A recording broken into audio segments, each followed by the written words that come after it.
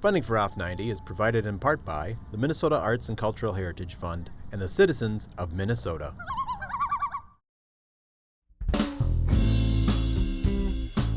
Cruising your way on this episode of Off 90. We view an exhibit in Owatonna about natural disasters. We visit an artist from Rochester who works with wool. We talk to a John F. Kennedy researcher. And we meet a sculptor who works with metal in Rochester. It's all just ahead, Off 90.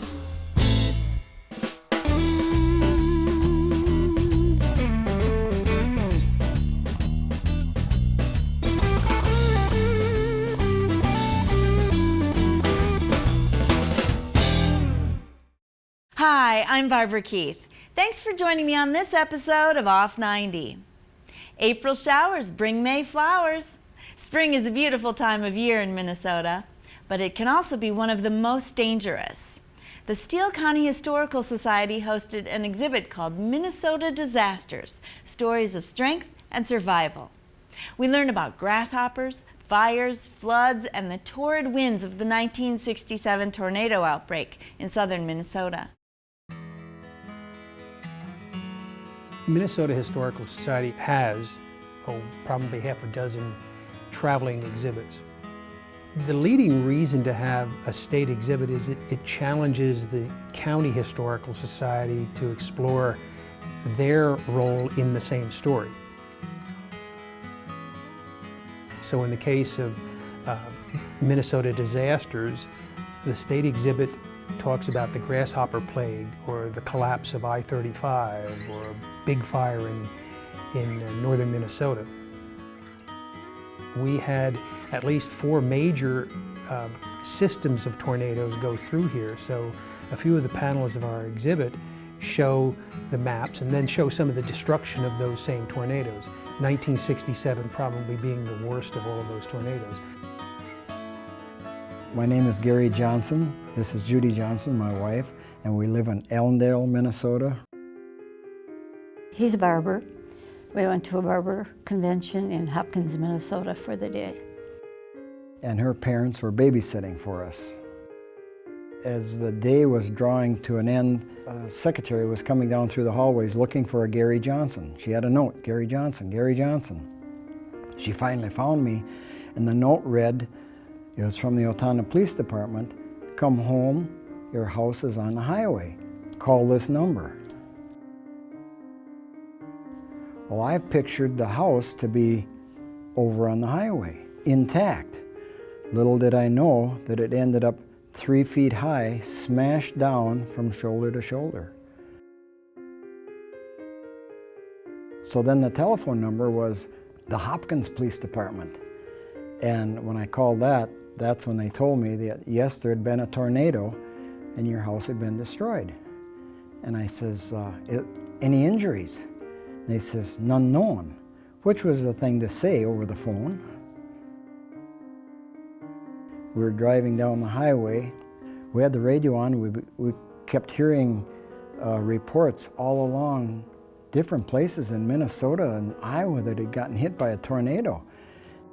Then coming on the spot report from this reporter, and he says that we're broadcasting live from west of Owatonna and that 2 people had been killed and 2 were alive. Our hearts just sank. Oh, it was terrible. We didn't know which 2 were alive, which 2 were gone. It was a long ride home after that. I don't even remember if we talked. Oh, we just, everything going through our minds as to which 2. Well, yeah. Which 2 are alive. And there was just a family of tornadoes that day. Ours, they have determined that it was a F4. My neighbor he had been standing there in the debris waiting for us to show up at home. And he grabbed me as I got out of the car and he says, your boys are alive. She was just getting out of the car at the time, and I hollered to her, the boys are alive, the boys are alive. So then we knew who was gone. I don't think they really had any warning back then. Terry is 2.5, and he wasn't injured as much. bruises and banged up. Tim was 4 months old and he was injured, very severe. He was in the hospital for He had a broken arm 30 and days. broken leg and had to be in traction for 30 days. At 4 months. And then he came home and they found that there was a hematoma, which was bleeding of the brain. And luckily he was young enough, so they aspirated that with needles through the soft spot of his head. And what a change in a child. Oh. He was so fussy and crabby, you couldn't touch him. And after they did that, he was just smiling like crazy. Happy little boy. He had no headaches. You know, he was feeling good. They're big, healthy. But Strong, strapping boys. Terry's 6'4", and Tim must be 6'2", and they're as healthy as can be. They've had no after effects. It was unbelievable, the amount of people that donated money. They donated clothes for the kids. Household goods, and everything. different things, and people were so helpful. They walked the fields for miles, picking up debris and anything that might be salvageable. It took us a few years before Oh, yeah. kind of life got normal again, you know. Somebody donated a house trailer, a mobile home for us to live in. We moved back in our new home in November. Built back on the same location at the time because we had something to start with. The floor of the basement was there, our septic system and our well and everything was there. Yeah, that date is kind of etched into your mind, and you think about storms and you see other people and you see the debris on TV when they have a tornado elsewhere in the country, and you feel for them because you know what they're going through. We're not just trying to tell about the awfulness of disasters. We're also trying to make sure on every one of our components that we talk about preparedness so that we can mitigate the disasters.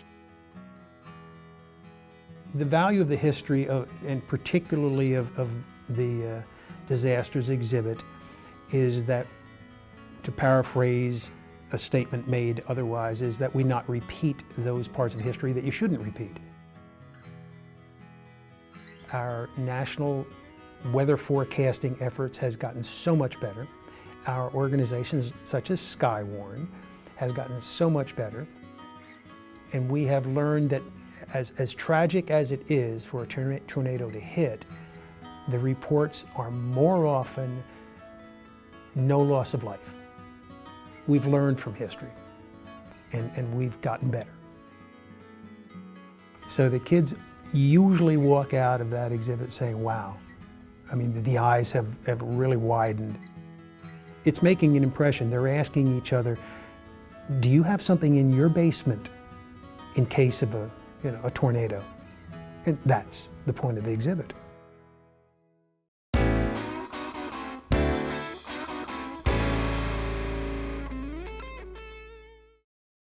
Amara Vercnocke is an artist who works with a unique medium. She sculpts with wool, using original, self-taught felting methods.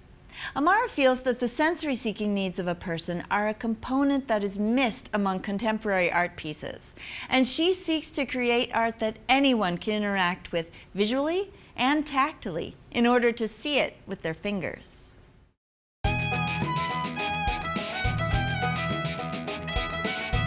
Almost 11 years ago, a friend of mine had some sheep. She had taught me how to spin on a spinning wheel. When I got some wool from her, I'd color it and just started working with it on my own.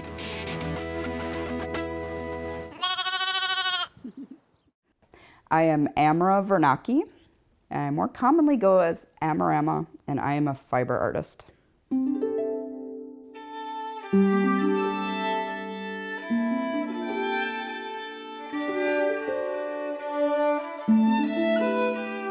I can incorporate a lot of aspects that I learned from my sculpting years and then also painting years. And it was a really fun art medium to texturally feel and work with. I love being able to create the things that I dream about and have them come to life. When I'm working on something, I like to be listening to music, relaxing.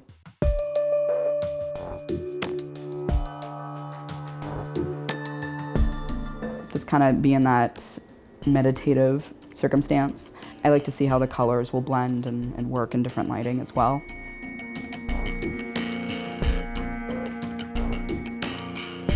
And then I also like it where I can step back and look at it, because I think an art piece should draw you in from far away, but then there should be something once you're up close to it that is maybe subtle and hidden that maybe you didn't see. And I like that wonderment. That's kind of one of my goals when people are interacting with it. I'm the type of person where for me, the joy comes in making it. And then after that, I'm like, whatever happens to it. Hey, it's great to make money and all that, but I mean, truly it's a cool, out of my life kind of thing.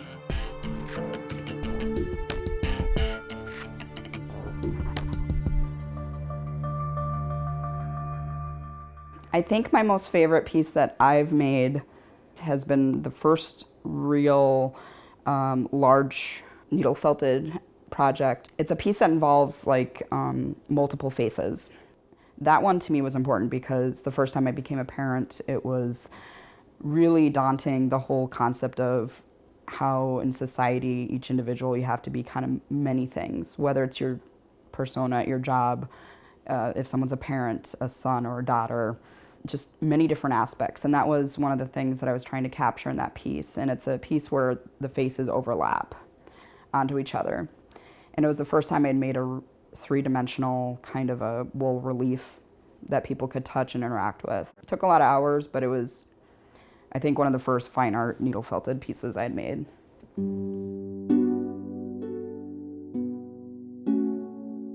It was at Rochester Pride Fest, and it was one of those moments where it was really meant to be. Like, the lady saw it. She looked at it and she started kind of getting misty-eyed, and she had talked to me how she lost her daughter. She's like, that's how it feels like to her. It was all the emotions, but it was a really healing thing for her. So she ended up buying it. It was a real honor knowing that it was able to help her in that healing aspect. It's one of those moments where it was reaffirming, okay, this is why I do what I do. I would like to, as an artist though, personally increase my skills and maybe work on a larger level. And I will always enjoy spinning, the variety of working with the different types of wool sculptures. I'm really excited to see what's on the horizon that way. So.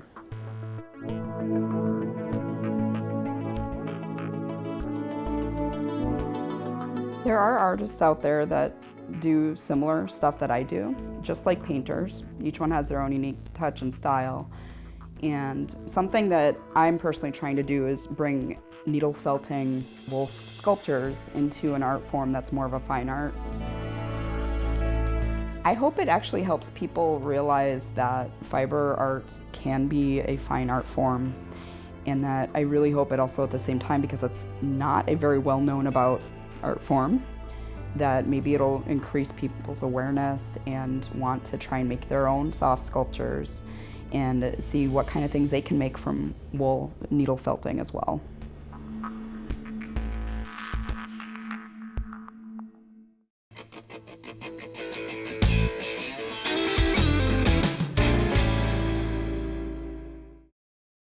Since his assassination in Dallas in 1963, John F. Kennedy's life and tragic end have inspired journalists and historians to study his presidency.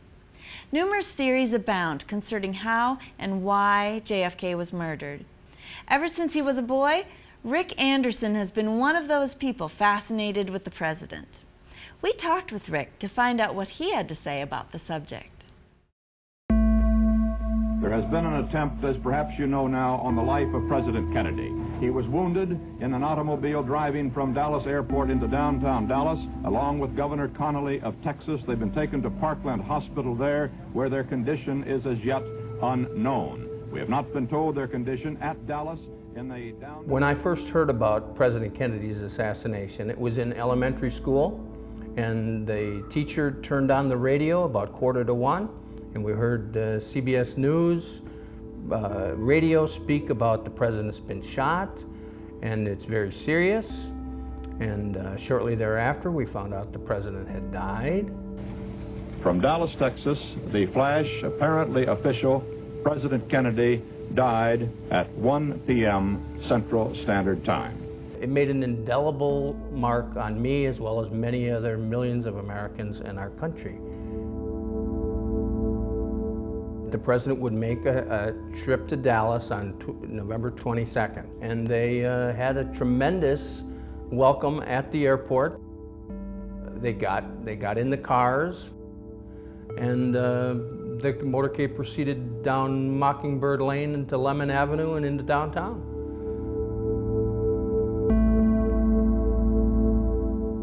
At the corner of Houston Street, they turned north for a half a block and then made a sharp 120-degree turn right at the foot of the book depository, Texas School Book Depository, and turned down to go under a tunnel of the railroad tracks in the western edge of town in Dallas, and shots rang out, and the president was dead in the next 20 seconds.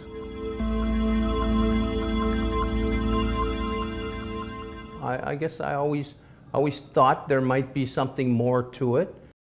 So I always had an idea about the importance of this case would be how the trip came about.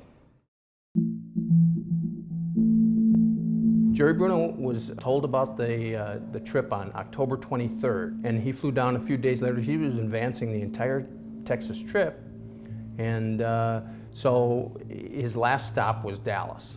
He was met by Lyndon Johnson's top aide, Cliff Carter, people from Senator Yarborough, the liberal senator from Texas, his advance people, and they were trying to determine where and what exactly President Kennedy was going to do while he was in Fort Worth and Dallas. I don't believe Kennedy knew anything about this. It was all up to Jerry Bruno to decide. And Jerry Bruno spoke in his book about the problems he had with Governor Connally. Governor Connally spoke to him in a very demeaning manner and told him words to the effect that if you don't do it my way, you can tell the president just not to come. And he wanted the luncheon to be at the Trade Mart in Dallas, where they would loop into downtown first and then come back to the Trade Mart for the lunch. Jerry Bruno, on the other hand, wanted the Women's Building, which was on the east side near the fairgrounds, the state fairgrounds in Dallas. Most of the time, nobody gets into this with the president's advance people. The president's advance people look at everything and hand out, here's the schedule. Jerry was very upset. He said the only time in all the history of advance people that people weren't happy to do what I wanted them to do, weren't happy to be involved in the president's visit, that he actually had this knockdown, drag-out fight with Governor Connally about where this speech would occur. And as I looked into it, I realized that, well, wait a minute. If they have the luncheon at the Trade Mart, then they have this opportunity to go by the Texas School Book Depository in this very bizarre little jog through the plaza, which placed them then back on the freeway.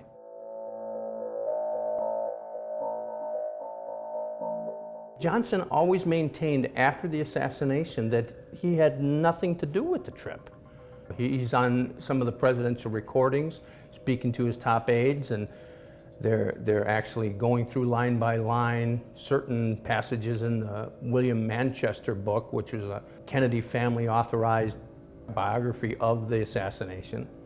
And he would say, I didn't want him to come down, And as I looked into it, I didn't find that. I found that he knew a lot about the trip.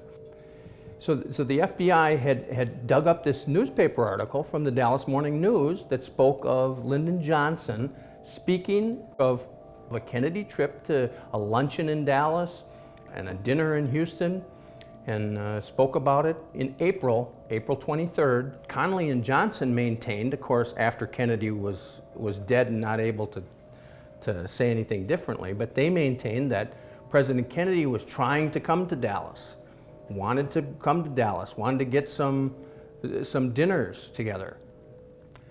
Well, that's not what William Manchester said. He said Johnson wanted the dinners. That was a lure for Kennedy to come down, that they would have fundraising dinners for the president. As it turned out, in his entire stay, in his entire trip, they had no fundraising dinners except for the one that was scheduled for Austin the night of the president's murder. It really started me to dig in to look at how the trip really progressed and really came about.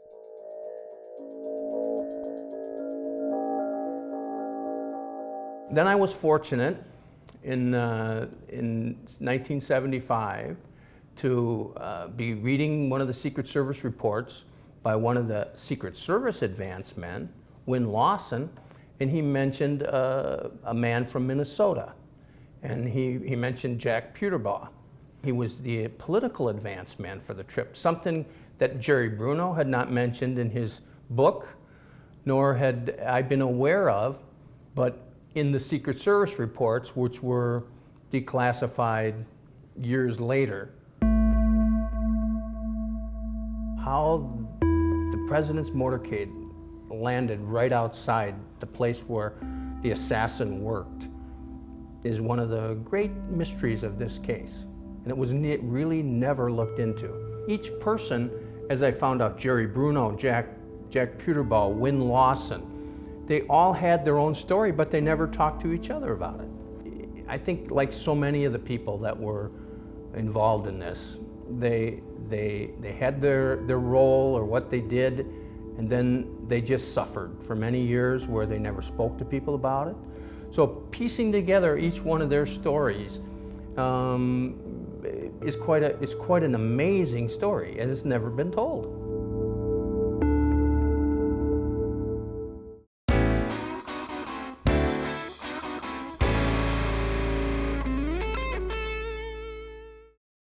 Cutting, twisting, grinding, welding. Learning to work with steel was a turning point in Carl Friedrich's artistic life. This Rochester sculptor creates one-of-a-kind objects with thousands of pounds of repurposed steel. According to Carl, each sculpture has a beginning, a middle, and an end. And knowing when to stop is as important as knowing when to begin. Join us as we watch him assemble his latest project. My name is Karl Friedrich. I'm a steel sculptor and painter. It started when I was a kid playing with Legos.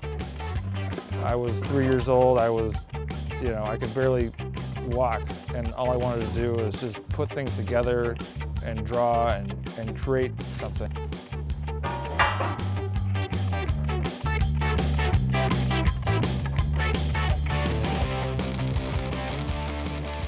I found my way to New York when I was 17. I started to live in Lower Manhattan at Mark D. Subaro's apartment and helped him with his sculpture practices. I helped out in numerous ways,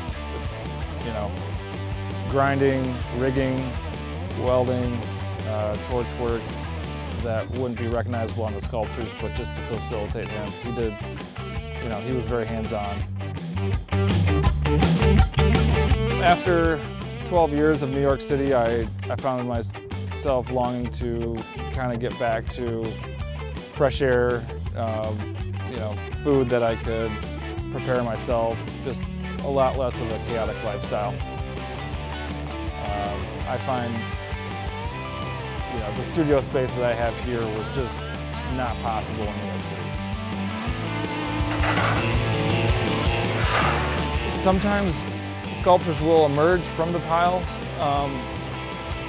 and using the word pile is such a loose reference.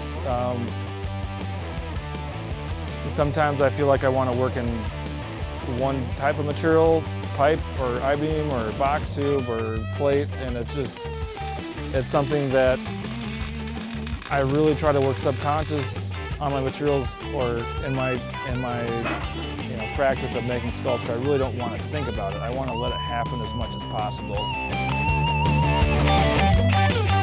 The beginning, the middle, the end of a sculpture can be viewed and interpreted in many ways. Compositionally, the beginning of the sculpture is the starting point of it lying on the ground in pieces. The middle of it is coming together. The final point of it is standing alone in the public, somewhere for someone to view.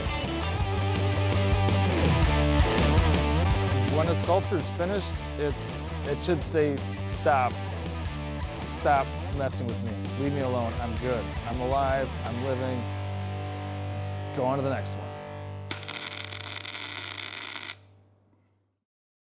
That's all for this episode. Please help Off 90 meet its financial obligations by becoming a member of KSMQ Public Television. Give us a call at 507-481-2095 or 1-800-658-2539 or sign up online at ksmq.org. Thanks for watching. Join us next time. Off 90.